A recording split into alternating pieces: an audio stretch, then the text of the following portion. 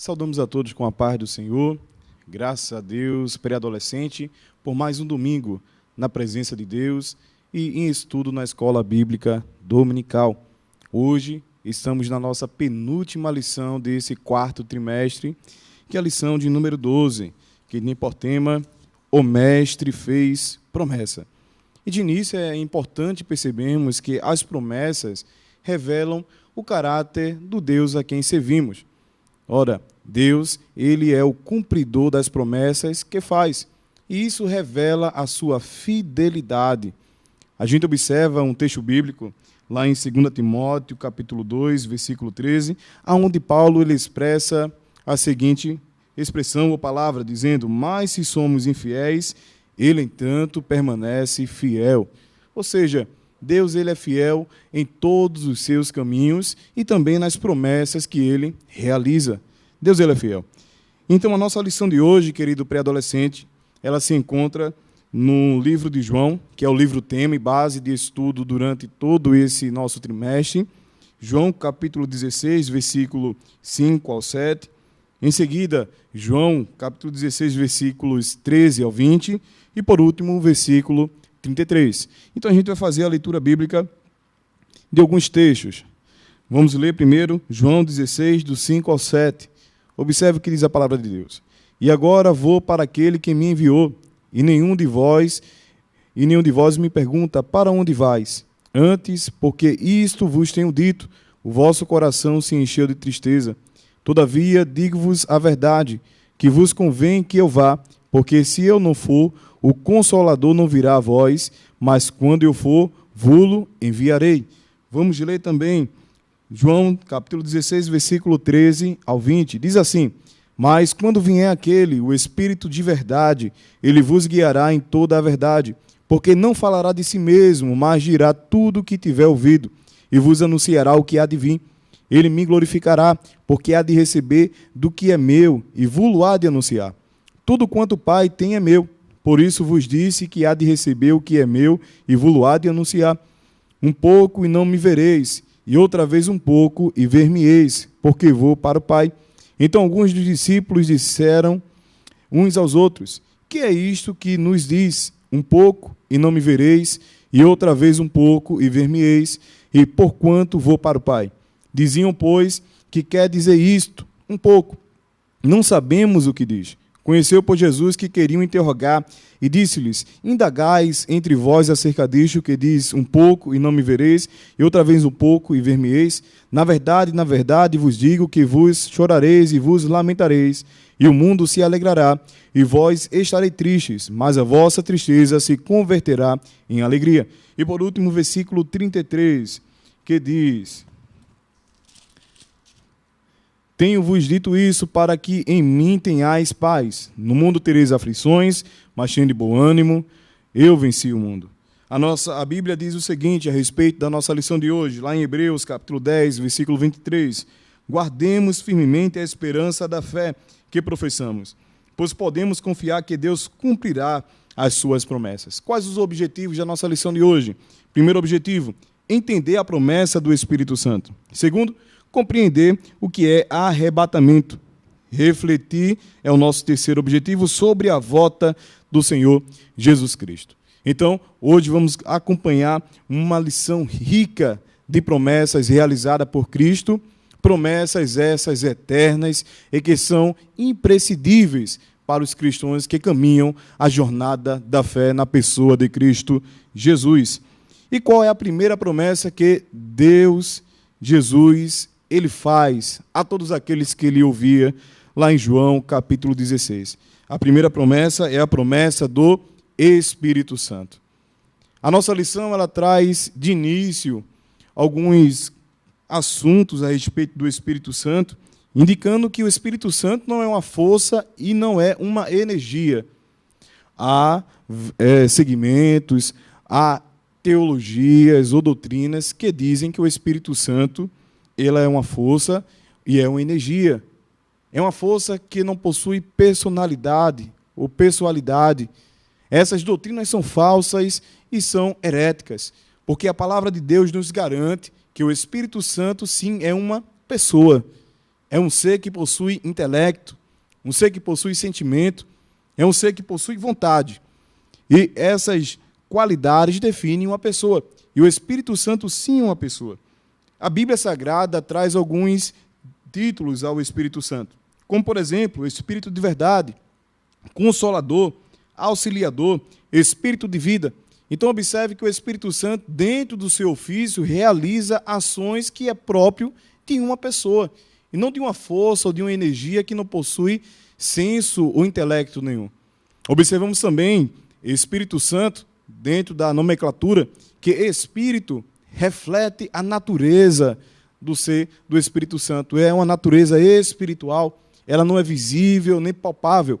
E santo reflete a sua função e objetivo, que é santificar todos aqueles que estão em Cristo Jesus. Então, de início, já observamos que o Espírito Santo ele é uma pessoa importantíssima para a caminhada daqueles que estão em Cristo Jesus. A nossa lição continua dizendo e apontando que esse Espírito foi prometido lá no Antigo Testamento. E um dos profetas que se destacam na promessa a respeito da vinda do Espírito Santo é o profeta Joel. Lá no seu livro, capítulo 2, versículo 28 e 29, ele profetiza a descida do Espírito Santo. Jesus, ele vem e confirma essa promessa no Novo Testamento, lá em João, capítulo 16, versículo 7, como a gente leu. Diz assim: todavia digo-vos a verdade, que vos convém que eu vá, porque se eu não for, o Consolador não virá a vós, mas quando eu for, vos enviarei. Jesus também ele aponta o local onde essa promessa iria acontecer. Está lá em Lucas, capítulo 24, versículo 49. Jesus diz: olha, ficai-vos em Jerusalém, porque do alto vocês vão ser revestidos de poder. Então, Jerusalém seria o local onde a promessa se cumpriria na vida dos discípulos e apóstolos e todos aqueles que ansiosamente esperavam essa promessa riquíssima da parte de Deus. Então, observamos já vários aspectos bíblicos a respeito do Espírito Santo. E esse cumprimento da promessa feita por Jesus inicialmente acontece lá em Atos, capítulo 2, que diz que todos estavam reunidos, e reunidos oravam, reunidos clamavam e pediam por essa grande promessa. E o Espírito Santo caiu sobre aqueles que estavam na casa, e todos foram cheios, diz a expressão bíblica, todos ficaram cheios do Espírito Santo, e como evidência desse revestimento, desse ficar cheio, é o falar em línguas de maneira física. E todos falavam em novas línguas, e de acordo com o poder que o Espírito dava a cada um. Então, o cumprimento acontece em Atos capítulo 2, e quando o Espírito Santo ele é dado à igreja, agora ele é o seu auxiliador, consolador, é aquele que guia e ajuda, observamos que ele interage com a igreja de maneira importante, pois auxilia a igreja na sua caminhada. Diz a palavra de Deus que o Espírito Santo ele guia a igreja do Senhor Jesus e capacita os apóstolos para pregar a palavra, pois esses eram enviados por Deus. Observamos que o Espírito Santo ele distribui dons que são imprescindíveis para a manutenção da igreja, para a edificação da igreja. E é o Espírito Santo que, conforme a sua vontade, distribui esses dons aos cristãos, aos crentes, para que a igreja do Senhor possa ser edificada e ser aprofundada no conhecimento de Deus. Observamos que também o Espírito Santo que agiu anteriormente com os apóstolos, com os discípulos, com a igreja primitiva naquele tempo, é o mesmo Espírito Santo que age no nosso tempo, porque as suas ações, porque aquilo que ele realiza, o seu ofício, permanece eternamente, porque o Espírito Santo, ele é Deus e vive para todo sempre. Então, a nossa lição ela destaca alguns pontos que é importante a gente elencar para que não haja confusão a respeito da ação do Espírito Santo. O primeiro ponto é que devemos distinguir regeneração de batismo com o Espírito Santo. O que é a regeneração? Regeneração é uma ação instantânea realizada pelo Espírito quando uma pessoa aceita Jesus Cristo como seu único e suficiente Salvador. É uma ação instantânea, que é o nascer de novo, como Jesus aponta e ensina lá a Nicodemos. É o nascer de novo, é o nascer do Espírito, onde a condição de pecador é deixada de lado e agora ele tem uma nova vivência de vida espiritual em Cristo Jesus. Então, observe que na regeneração ele recebe o Espírito Santo, mas o revestimento de poder acontece posteriormente com o batismo no Espírito Santo.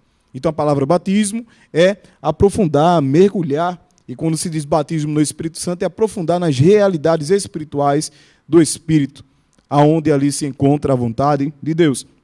Então, no primeiro momento, tem a regeneração, a ação do Espírito mudando a minha vida, todo o meu contexto espiritual, e posteriormente tem o revestimento de poder para realizar a obra de Deus, a pregação da palavra e ser aprofundado em uma realidade espiritual com o nosso Deus.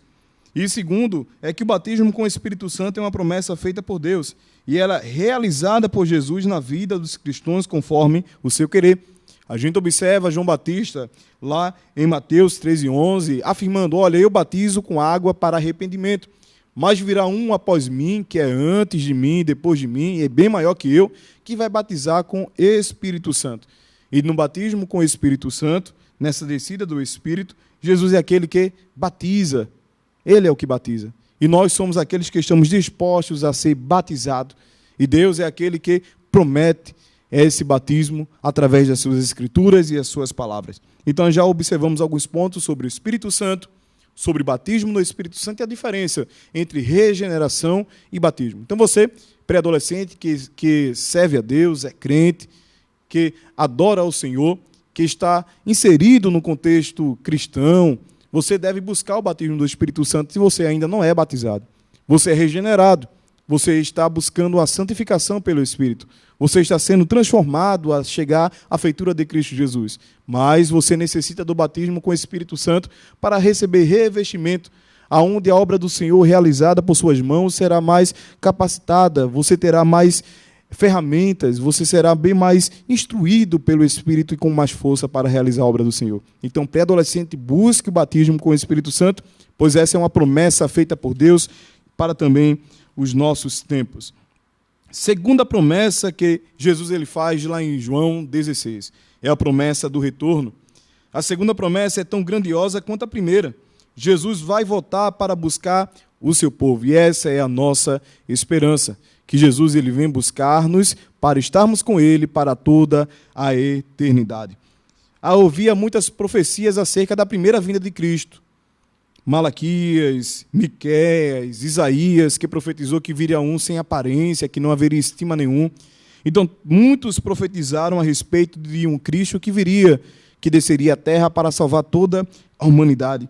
E no tempo certo e determinado por Deus, esse Cristo foi concebido ali no ventre de Maria de uma maneira miraculosa. Não foi de maneira natural, mas é uma ação do Espírito Santo, como ali o anjo explica a Maria, e Maria diz, olha, porque para Deus nada é impossível. Então Jesus ele vem na sua primeira vinda, mas Jesus realiza o seu ministério terreno, ele cura, ele faz milagres, prodígios, e chega um tempo em que a sua obra, a sua missão está chegando em seu ápice, que é ali na cruz do Calvário, onde Jesus ele se entrega para que o pecado de toda a humanidade pudesse ser perdoado. Mas aquele Jesus que morreu ao terceiro dia ressuscita. Ele ressuscita porque Deus faz com que ele retorne à vida. E depois ele é assunto aos céus. E Jesus, que foi assunto aos céus, e os galileus que estavam ali, olhando Jesus sendo assunto aos céus, ouvem dois varões brancos que dizem, olha, esse Jesus que vocês viram subindo dessa forma, ele vai vir também da mesma forma. Então Jesus, ele vem buscar a sua igreja. E Jesus, ele confirma isso em alguns textos bíblicos, como por exemplo, lá em Mateus capítulo 25, 13, onde ele fala aos discípulos, ora, estejam preparados para a minha vinda. Jesus deixou claro que não há uma data revelada para esse momento, por isso a preparação deve ser recorrente, deve ser diária. Lá em 1 Tessalonicenses, capítulo 4, 16 e 17, há um texto bíblico que traz como vai se dar esse arrebatamento da igreja. Diz assim o texto bíblico, porque haverá um grito de comando e a voz de arcanjo, e o som de trombeta de Deus, e então o próprio Senhor descerá do céu. Então aquele Jesus que subiu, ele vai descer para buscar a sua igreja. Aqueles que morreram crendo em Cristo ressuscitarão primeiro. Então não só nós, que por ocasião do arrebatamento da igreja que estamos vivos, naquele momento, vamos ser assim arrebatados. Mas todos aqueles que morreram, que professaram a fé e lutaram um bom combate, que morreram com a fé em Cristo Jesus, também ressuscitarão e serão arrebatados. Ali será a primeira ressurreição. Então nós, os que estivermos vivos, seremos levados nas nuvens junto com eles para nos encontrar com o Senhor no ar. e assim ficaremos para sempre com o Senhor para toda a eternidade.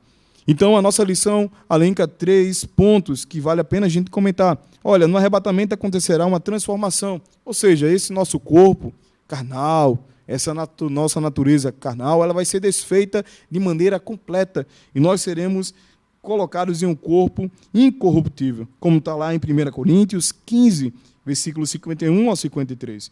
O arrebatamento será o início da eternidade, ou seja, o arrebatamento, o rapto dos santos, vai dar abertura para o desencadear dos demais eventos escatológicos, o juízo final, as bodas do Cordeiro, a grande tribulação, também a entrega dos galardões que Cristo vai dar a cada um segundo a sua obra. Então, o arrebatamento vai abrir essa porta para o desencadear dos eventos escatológicos. E a lição diz: todos aqueles que entregaram suas vidas a Jesus passarão a viver na cidade celestial junto ao Pai. É conforme, como está lá em Filipenses, salvo engano, diz que a nossa cidade não é aqui, mas é uma cidade celestial que iremos morar quando Jesus Cristo vier nos buscar. E por último, o arrebatamento é o marco de um desfeito escatológico. Profecias e propósitos de Deus para este mundo e para o povo de Israel ainda irão se cumprir depois do arrebatamento da igreja. Ou seja, então tem coisas reservadas, tanto para a igreja do Senhor, quanto para a nação de Israel, aquele povo escolhido por Deus, que tem uma aliança, depois que o arrebatamento acontecer bem mais lá na frente. Apocalipse 22, 12. Escutem de Jesus: eu venho logo, vou trazer comigo as minhas recompensas para dá-las a cada um de acordo com o que tem feito. Essa é a promessa que Jesus nos dá, da sua vinda e da recompensa daqueles que realizam a obra do Senhor. E por último, para que a gente possa finalizar a nossa lição, depois de entender essas 2 grandes promessas, é que Jesus nos dá uma declaração de vitória, que se encontra lá em João 16 e 33. Tenho-vos dito isso, para que em mim tenhais paz, no mundo tereis aflições, mas tende bom ânimo, eu venci o mundo. A palavra mundo, dentro do contexto bíblico, aparece em 3 significados. Primeiro, mundo como criação, natureza e animais, mas o texto que aqui se refere ao mundo não está tratando da criação, natureza, os animais, porque esses também sofrem e clamam pela volta de Cristo. Mundo como pessoas, comunidades e nações, também não é o mundo que está aqui no texto, porque esse mundo ele foi salvo por Cristo Jesus, porque Deus ele morreu por todo o mundo. Mas o mundo aqui que se refere ao mundo do sistema de valores corruptos que é contra os princípios de Deus. E esse mundo, Jesus ele venceu através da sua obra aqui na terra. Jesus venceu a injustiça, venceu a mentira, venceu a perversidade, venceu a corrupção, ele venceu o pecado. Então Jesus ele é vencedor sobre todas essas coisas. E é em Cristo Jesus, que é vencedor sobre tudo isso, que a gente está confiando e estamos esperando também vencer. Nesse mundo temos aflições, nesse mundo temos dores, temos prantos, choros, mas é em Cristo Jesus que a nossa vitória está garantida de vencer. Então, nossa lição conclui que possamos permanecer firmes na fé e aguardar com alegria o cumprimento das promessas de Cristo à sua igreja, porque aquele que prometeu é fiel para cumprir. Então, pré-adolescente, que Deus abençoe a tua vida e que você possa meditar nessas palavras e que tenha um bom ensino em classe neste domingo. Deus abençoe a cada um e até o próximo domingo. Amém. Amém. Sim, senhor.